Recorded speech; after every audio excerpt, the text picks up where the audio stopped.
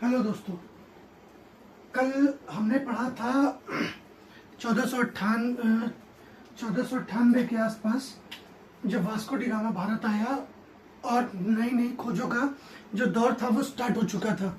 तो उन्हीं दो इस खोजों के बीच में एक बहुत ही इम्पोर्टेंट खोज थी जो केप ऑफ गुड होप से होकर भारत तक आती थी। अफ्रीका के दक्षिणतम छोर तक एक सेलर पहुंच गया था और उसके बाद ही दूसरा जो सेलर था वास्को डी गामा, वो वहां से आगे बढ़कर उसने भारत के समुद्री मार्ग की खोज की। हम सबसे पहले ये बात आधुनिक भारत का जो इतिहास है उसके मेन जो टॉपिक है, मेन जो सार है, उस पर ध्यान देने की कोशिश करेंगे कि आधुनिक भारत का इतिहास इतना ज्यादा इम्पोर्टेंट क्यों है। एंशिएंट इंडिया, मेडिवल इंडिया, लेकिन ज्यादा जोर आधुनिक भारत पर इसलिए दे रहे हैं क्योंकि ये जो समय है वो संक्रमण की स्थिति का समय है। संक्रमण का मतलब है कि भारत में प्राचीन काल से ही नए नए धर्मों, विचारों, विचारधाराओं, विचारकों का आगमन होता रहा है। ऐसा नहीं है कि पहले भारत में भारतीय उपमहाद्वीप में किसी नई विचारधारा का आगमन नहीं हुआ। पहले भी रोमन साम्राज्य से ट्रेड होता रहता था। अरबी, फारसी, मिस्र, यूनान, सब जगह से विचारक आते रहते थे। बौद्ध धर्म का उदय हुआ, जैन धर्म का उदय हुआ, नई नई विचारधाराओं का उदय हुआ। लेकिन सभी ने, हिंदू धर्म ने सभी विचारधाराओं को सहिष्णुता के साथ उनको ग्रास्प किया और उनकी अच्छी अच्छी बातों को हिंदू धर्म में या सनातन संस्कृति में इवॉल्व कर लिया और एक बहुत ही विकसित सभ्यता के रूप में हिंदू धर्म या सनातन सभ्यता का उदय हुआ। लेकिन जो आधुनिक भारत का इतिहास है, इसमें क्या हुआ कि यूरोप में भी ये पुनर्जागरण का काल था। यूरोप में नई नई मशीनों की खोज हुई, वहां पर किताबें लिखने लगी, प्रिंटिंग प्रेस का आगमन हुआ। प्रिंटिंग प्रेस के आगमन से क्या हुआ कि जो लिटरेचर कुछ पढ़े लिखे या गिनती में कम लोगों के पास उपलब्ध था, वो ही लिटरेचर अब जन सामान्य के लिए भी उपलब्ध हो चुका था। इसीलिए वो क्या कर रहे थे, वो अपने धर्म का प्रचार प्रसार तलवार के दम पर, ताकत के दम पर भी कर रहे थे। अब मध्यकाल में क्या, भारत में क्या स्थिति थी, प्रिंटिंग प्रेस नहीं थी। तो मध्यकालीन इतिहास में या मध्यकालीन भारत में जो पढ़े लिखे लोग थे, जैसे अल बरूनी, बदायूनी, फिरदौसी, अबुल फजल, फरिश्ता, जितने भी लोग थे ये सभी इलीट क्लास के थे। और इनमें से कुछ तो ऐसे थे जो अपने से नीचे के तबके के लोगों को इंसान नहीं मानते थे, जानवरों की तरह ट्रीट करते थे। और कुछ पढ़े लिखे थे। हिंदू धर्म में क्या है कि हमेशा से ही जो ज्ञान पर ब्राह्मणों का वर्चस्व रहा है, ब्राह्मण ज्ञानी रहे हैं। तो कोई भी जो ताकतवर योद्धा रहा है उसने बिना हिंदुओं की मदद के ही अपना एडमिनिस्ट्रेशन चलाया नहीं है। आप किसी भी मध्यकाल के या सल्तनत काल के ताकतवर योद्धा का नाम लीजिए, जैसे मोहम्मद बिन तुगलक, अलाउद्दीन खिलजी, इल्तुतमिश, बलबन। हालांकि बलबन एक क्रूर शासक था और उसने सिवाय तुर्कों के किसी को भी एडमिनिस्ट्रेशन में अपना पार्ट नहीं बनाया। लेकिन अलाउद्दीन खिलजी, मोहम्मद बिन तुगलक और इल्तुतमिश ये ऐसे सल्तनतकालीन राजा थे जिन्होंने हिंदुओं को बड़े बड़े पद पर बिठाया। क्यों? क्योंकि उन्होंने योग्यता को वर्चस्व दिया। वो जानते थे कि अगर वो कमजोर अपने ही मनपसंद लोगों को शासन में, प्रशासन में भागीदारी देंगे तो वो सभी अय्याशी करेंगे। जबकि हिंदू उस समय बहुत ही पढ़े लिखे और तीव्र बुद्धि के थे। इन्हीं हिंदू ब्राह्मण विचारधाराओं के कारण यूरोप में नव जागरण आया। उसका एक अलग मार्ग है, वो वर्ल्ड हिस्ट्री का पार्ट आता है, उसके बारे में भी मैं आपको थोड़ा बहुत बताऊंगा। तो ये जो संक्रमण काल था, इसमें क्या हुआ कि यहाँ टकराव की स्थिति पैदा हो रही थी। जब अंग्रेज भारत में आए, पुर्तगाली भारत में आए, डच भारत में आए, अंग्रेज, डच, पुर्तगाली, फ्रांसीसी, इन सभी में सबसे ज्यादा जो क्रूर थे वो थे पुर्तगाली। भारत में मंदिरों का विध्वंस उतना अंग्रेजों ने नहीं किया जितना पुर्तगाली और मुस्लिम शासकों ने किया है। आप किसी भी मंदिर में जाएंगे या किसी भी पुरातन मंदिर में जाएंगे, कहीं ना कहीं आपको एक दो मूर्तियां या ऐसा स्ट्रक्चर आपको मिलेगा ही जो पूरी तरीके से उन्होंने तोड़ने की कोशिश करी है। लेकिन संस्कृति और सभ्यता केवल मंदिरों के स्ट्रक्चर या पूरा उसमें ही नहीं निवास करती, लोगों के इतिहास मस्तिष्क में भी निवास करती है। और इतिहास केवल वो नहीं है जो किताबों में पढ़ा जाता है, कई बार इतिहास बिना लिखे भी आगे बढ़ता है। दादा दादी की, नाना नानी की, माँ बाप की कहानियों में भी कई बार इतिहास आगे बढ़ता है। अब जैसे कि मान लीजिए कि भूकंप आ जाए या प्रलय आ जाए और सृष्टि खत्म हो जाए, जैसा कि हम सिक्स्थ मास एक्सटेंशन की तरफ आगे बढ़ रहे हैं, तो सिक्स्थ मास एक्सटेंशन मान लीजिए हो जाता है और कुछ कम लोग ही बचते हैं। तो जब सारा लिटरेचर, सारे पेन पेंसिल, सारा लिखने का सामान अगर खत्म हो चुका है, तो आप अपने बच्चों को कैसे बताएंगे? ऐसे ही मुंह ज़बानी ही तो इतिहास बताएंगे ना कि हमारे समय में एक कोरोना आया था, कोरोना में सारी सड़कें खाली हो गई थी, लोग घरों में बंद हो गए थे, जंगली जानवर सड़कों पर घूम रहे थे। तो क्या ये इतिहास लेखन का पार्ट नहीं होगा? बिल्कुल होगा, ये भी अपने आप में इतिहास ही है।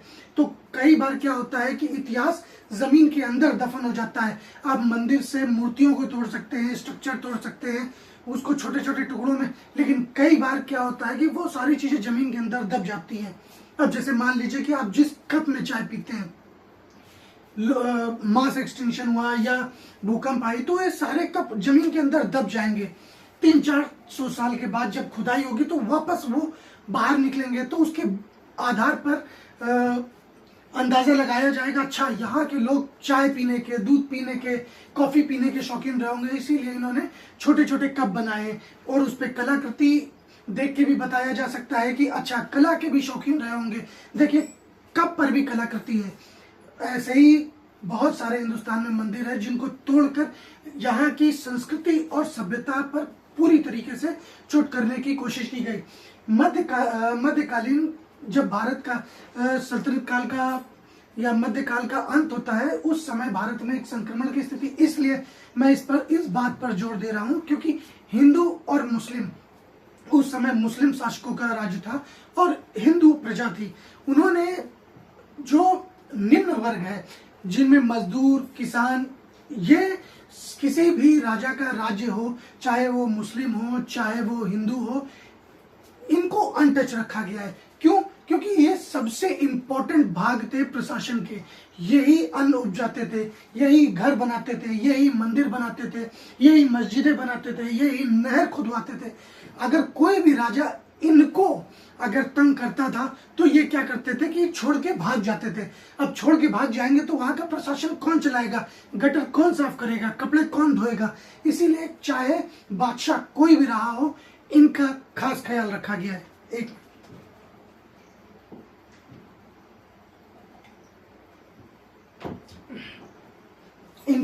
इनसे जस्ट ऊपर जो मिडिल क्लास फैमिलीज आती थी, जिनके पास आय के साधन ठीक ठाक थे, ज्यादातर जो जोर दिया गया है, ज्यादातर प्रभाव के क्षेत्र में वही रहे हैं।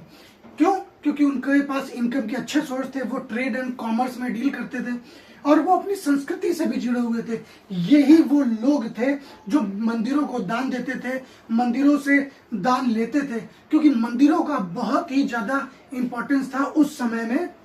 ट्रेड एंड कॉमर्स में मंदिर क्या करते थे? शिक्षा व्यवस्था प्रोवाइड करते थे, एजुकेशन प्रोवाइड करते थे। कुछ लोग जो ट्रेड कर सकते थे वो ट्रेड करते थे, कुछ एजुकेशन में थे, कुछ क्षत्रिय थे। तो ये सारी जो शिक्षा प्रणाली है ये मंदिरों पर ही डिपेंड करती थी। इसीलिए भी किसी भी देश को गिराने के लिए सबसे पहले उसके एजुकेशन सिस्टम पर वार किया जाता है। तो जब डच और अंग्रेज, पुर्तगाली, अफगानी, तुर्क, अंग्रेज ये सब आए, तो इन्होंने पूरी तरीके से कोशिश करी कि किसी भी तरह से भारत की शिक्षा व्यवस्था को डाउन किया जा सके। और इसका सबसे ज्यादा जीता जागता उदाहरण है कश्मीर। कश्मीर एक एजुकेशन रिसर्च सेंटर की तरह काम करता था। किसी को भी एजुकेशन में महारत हासिल करनी होती थी, वो कश्मीर में जाता था, हिमालय में जाता था, कंदराओं में ज्ञान की प्राप्ति करता था और उसी ज्ञान को लेकर जब वो समाज में लौटता था तो समाज को नई दिशा देता था। अब क्या हुआ कि जब मध्यकाल में या सल्तनत काल के जो शासक आए, उन्होंने काफी कोशिश करी शिक्षा व्यवस्था या ब्राह्मणों पर हिंदुओं पर अत्याचार करके किसी भी तरह से उनका जो एजुकेशन सिस्टम है उसको डिस्टर्ब किया जा सके। लेकिन जो योग्य शासक थे उनको ये समझ में आ गया था कि हम इन पर जुल्म तो कर सकते हैं, इनको तोड़ सकते हैं, तलवार के दम पर कन्वर्ट कर सकते हैं, लेकिन प्रशासन कैसे चलाएंगे, क्योंकि ये जो सारे थे ये मिलिट्री स्टेट थे, इनके पास एजुकेशन की कमी थी, ये खाना बदोश जीवन जीते थे, इनको केवल लूट मार करना आता था, मंदिर तोड़ना आता था और कैसे भी करके धन एकत्रित करना आता था। लेकिन जब आप एक बड़ा साम्राज्य रन करते हैं तो आपको क्या है कि एक राज्य व्यवस्था चलानी है, सैनिकों को सैलरी देनी है, टैक्स वसूल करना है, सड़कें बनवानी है, नहर खुदवानी है, उन सड़कों पर कहां कहां पर टैक्स, कितना कितना टैक्स लगाया जाएगा, ये सब डिसाइड करना है। नॉर्मली जब तक हिंदू शासक रहे, जिसको हम मान सकते हैं पृथ्वीराज चौहान के समय तक, तो जो टैक्स था वो 1/6 रहता था। लेकिन जो मोमडन्स या मुसलमान तुर्क शासन आए तो उन्होंने टैक्स की कीमत को 1/2 कर दिया, मतलब टोटल इनकम का 50%, और कई बार ये ज्यादा भी होता था। अब अगर आपको केवल एक लूट मारी करनी है तो उसके लिए आपको किसी की जरूरत नहीं है, लेकिन जब आपको एक साम्राज्य चलाना है तो साम्राज्य चलाने के लिए आपको योग्य लोगों की जरूरत है, जिनमें आप शेरशाह सूरी, मोहम्मद बिन तुगलक, अलाउद्दीन खिलजी, जलालुद्दीन खिलजी, इल्तुतमिश, इन सभी के उदाहरण देख सकते हैं। जैसे सिकंदर लोदी हो गया, बहलोल लोदी हो गया, इन सभी ने जो अपने राज्य में हिंदुओं को बड़े बड़े पदों पर दिया है, और जब भी कमजोर शासक होता था इन सभी को निकाल देते थे, उलेमाओं को प्रसन्न करने के लिए कत्लेआम स्टार्ट कर देते थे, जजिया लगा देते थे। ये एक वीकनेस की पहचान है। उनको क्या है कि जब तक मैं राजा हूं जैसे तैसे साम्राज्य चलना चाहिए। जब डच आए, इन्होंने देखा कि मुसलमान और हिंदू दोनों के बीच में एक सामंजस्य की स्थिति है, दोनों एक दूसरे की परंपराओं का सम्मान कर रहे थे, क्योंकि मुसलमानों को भी ये बात पता थी कि हिंदू बहुसंख्यक में है और हिंदुओं के बिना राज्य व्यवस्था चलाना संभव नहीं है, क्योंकि हिंदू पढ़े लिखे थे, हिंदुओं की जो एजुकेशन थी वो बहुत ही उच्च क्वालिटी की थी। तो उन्होंने आपस में एक समझौता टाइप कर रखा था कि आप हमारे प्रभाव क्षेत्र में मत आइए और हम आपके प्रभाव क्षेत्र में नहीं आएंगे। लेकिन डच, अंग्रेज या जितने भी यूरोपियंस थे, इनका एजुकेशन सिस्टम डेवलप होने लगा था, क्योंकि कुस्तुनतुनिया पर आक्रमण के बाद ट्रेड रूट हैम्पर हो गया था और वहां पर मशीनीकरण आ चुका था। वो धीरे धीरे डेवलप होने लगे थे, उनकी साइंटिफिक अप्रोच डेवलप होने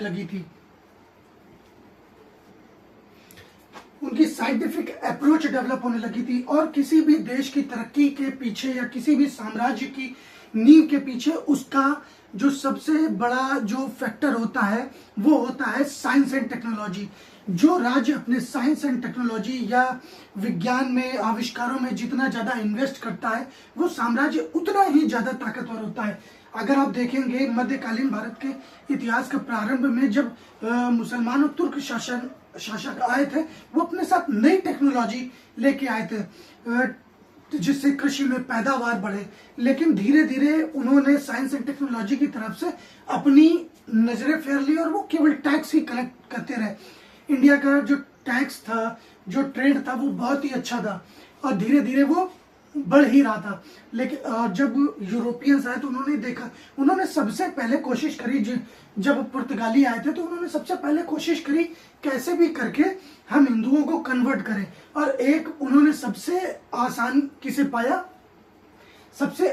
पाया निम्न वर्ग को, जिसमें अछूत थे, जुलाहे थे, गटर साफ करने वाले थे, खच्चर पट्टी ये सब उठाने वाले थे, सड़कों पर झाड़ू लगाने वाले थे। उन्होंने उनको भड़काने की कोशिश करी, कुछ को धन देकर, सम्मान देकर उनको बहकाने की कोशिश करी कि आपको इस समाज ने हमेशा ही अछूता रखा है, और जो नहीं माने उनका तलवार के दम पर बल से उनका धर्म परिवर्तन कराया गया। पुर्तगालियों ने अपना जो मेन फोकस था वो ट्रेड एंड कॉमर्स की बजाय धर्म परिवर्तन पर लगाया, इसीलिए वो बहुत ज्यादा लंबे समय तक शासन नहीं कर पाए। और ये पुर्तगाली हैं, जैसा कि आप सभी को पता है कि आज की डेट में सबसे ज्यादा जो बदनाम है वो मुसलमान ही बदनाम है, लेकिन हिंदू संस्कृति को या सनातन संस्कृति को जिन लोगों ने सबसे ज्यादा नुकसान पहुंचाया है उनमें मुसलमानों के बाद, या मुसलमानों कई हद तक तो मुसलमानों से ज्यादा पुर्तगालियों ने नुकसान पहुंचाया, क्योंकि इनका मेन फोकस ही था कि किसी भी तरह इनकी संस्कृति, इनके लिटरेचर, इनके एजुकेशन सिस्टम पर वार किया जाए। उन्हीं में से एक के बारे में मैं आपको बताना चाहूंगा। एक कोणार्क का सूर्य मंदिर है उड़ीसा में, पुरी में, जगन्नाथपुरी में। अगर आप जाएंगे कभी आप देखिएगा, जगन्नाथपुरी का जो जगन्नाथपुरी में ही कोणार्क का सूर्य मंदिर है। आप सामने से कोणार्क के सूर्य मंदिर को देखेंगे तो एक रथ के आकार का है। उसके जस्ट पीछे एक छोटा सा उस आर्किटेक्चर है जिसपे एक बड़ा सा चुंबक रखा हुआ था, और वो चुंबक उस पूरे मंदिर का भार सहता था। तो जब पुर्तगाली बे ऑफ बंगाल में एंटर करते थे तो उनके कंपास को वो डिस्टर्ब कर देता था। डिस्टर्ब करने से क्या होता था, जहाज रास्ता भटक जाते थे। तो उन्होंने क्या किया कि उस पूरे कोणार्क के सूर्य मंदिर को डिस्ट्रक्ट करने की कोशिश करी।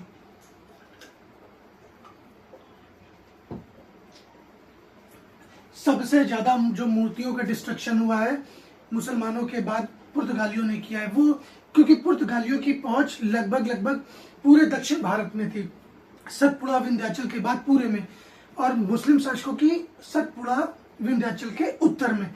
तो जितने भी उत्तर भारत के मंदिर है वो उन्होंने तोड़े हैं, और पुर्तगालियों ने सबसे ज्यादा डिस्ट्रक्शन किया है। महाराष्ट्र में मुंबई के पास अरब सागर में भी एक मंदिर है जहां पर ब्रह्मा विष्णु महेश की एक मूर्ति रखी हुई है। अगर आप कभी वहां जाएंगे तो देखिएगा, वहां भी पुर्तगालियों ने अच्छे से मंदिरों का डिस्ट्रक्शन किया है।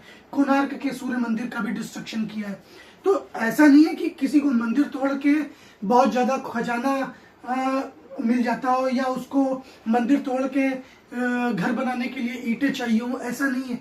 मंदिर एक सांस्कृतिक और एजुकेशन सिस्टम का एक जीता जागता सिंबल था जो धन प्रोवाइड करता था। यही मेन इनका फोकस था। कैसे भी करके हिंदुस्तान में आने के बाद या अपना साम्राज्य या शासन व्यवस्था स्थापित करने के बाद किसी भी तरह से यहाँ के एजुकेशन सिस्टम पर वार किया जाए। Thank you. आज मैं यहीं के लिए रखता हूँ, फिर नेक्स्ट क्लास में स्टार्ट करेंगे।